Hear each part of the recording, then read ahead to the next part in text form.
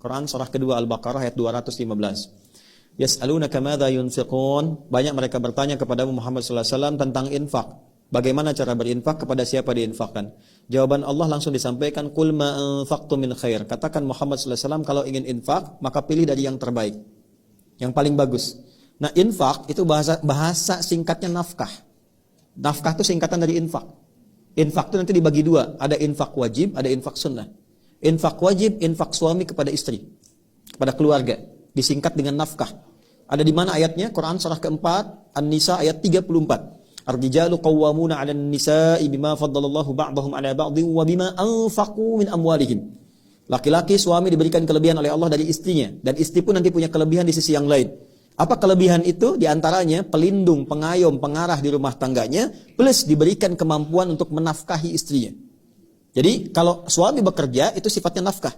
Kalau istri atau perempuan bekerja itu tidak disebut mencari nafkah, beda. Awas, ada pekerjaan, ada nafkah, itu lain.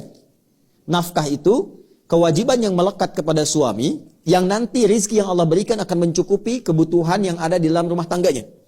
Jadi berapapun yang didapat bisa dibagi. Tapi kalau bekerja biasa, tidak mempunyai sifat nafkah, nanti punya sifat-sifat dan karakter yang berbeda. Didapatkan besar pun belum tentu mencukupi. Ya, saya tidak bahas itu dulu, saya akan masuk kepada yang sunnahnya.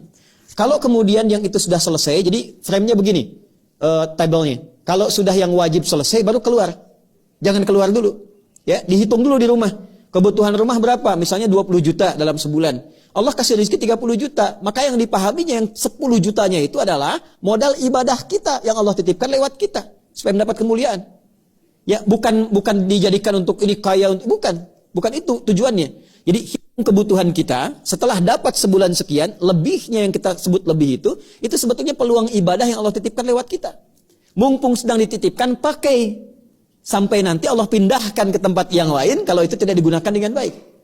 Ya, maka cara menggunakannya bagaimana? Satu, qul ma anfaqtum min khair. Kalau mau infak sifatnya materi. Bisa makanan, bisa pakaian, bisa juga uang dan sebagainya. Yang penting materi. Min khair yang terbaik. Satu, lil walidain, untuk orang tua. Qala rabbi auzi'ni an ashkura ni'mataka allati an'amta 'alayya wa 'ala walidayya wa an a'mala shalihan tardah. Ya? Orang tua. Kemudian setelah itu siapa? Wal aqrabin. Aqrabin itu keluarga dekat, ada dua tafsirnya. Satu, keluarga dekat lingkup mahram, ya, lingkup mahram. Misalnya anak kakak, anak adik, anak paman, Anda sukses tapi adik punya anak misalnya sekolah susah. Maka hati diinfaki. Orang tua menerima infak. Ingat, tidak boleh menzakati orang tua. Ya, tidak boleh. Orang tua itu hanya berhak menerima infak. Kemudian lil walidaini wal aqrabin wal yatama. Tafsir kedua akrabin itu bukan keluarga dari mahram, tapi orang yang hidup secara dekat dengan Anda. Bisa tetangga, bisa sahabat, dan sebagainya. Ya, Anda tinggal, kerabat Anda jauh, tidak dengan, Anda di Banten misalnya, dia di Sumatera, tapi kan tetangga Anda di samping-samping. Yang tahu kalau kita kena musibah, itu dulu yang membantu. Maka skemanya, berikan infak kepada mereka, sehingga ada keyakinan dalam hati mereka, dan kelembutan, dan hadir bersama kita saat ada kesulitan, di kemudian hari. Kemudian, wal yatama, anak yatim. Ya, yatim ini ada dua sifatnya, yatim kaya, yatim fakir atau miskin. Kalau yatim fakir dan miskin boleh berikan zakat. Dalilnya Quran surah ke-9 ayat ke-60. Innamas shadaqatu lil fuqara wal masakin. Zakat disalurkan untuk orang fakir, orang miskin. Siapa dia? Termasuk yatim. Tapi kalau yatim kaya, dia nggak dapat bagian dari zakat. Dia dapat bagian dari infak. Ya, teman Anda di sini misalnya kaya, meninggal, ada anaknya. Nah, anak yang ditinggalkan itu boleh kita berikan infak untuk penyambung silaturahim dengan keluarga ayahnya. Datang bawa mainan yang disukainya, datang bawa hadiah dari kas infak. Ya, itu yang dilakukan Nabi sallallahu alaihi wasallam ketika lewat seorang anak sedang bersedih. Kata Nabi, "Kenapa kamu bersedih, enggak main dengan teman yang lain?" Kata anak ini, "Ya Rasulullah, baju saya jelek. Ya Rasulullah, mainan saya jelek, saya malu main dengan mereka." Ini kisah nyata. Kata Nabi, "Aradita an akuna abad laka wal Hasan wal Husaina ikhwatan laka." Apakah engkau ridha kalau aku akan menjadi ayah angkatmu sekarang dan engkau menjadi saudara Hasan dan Husain?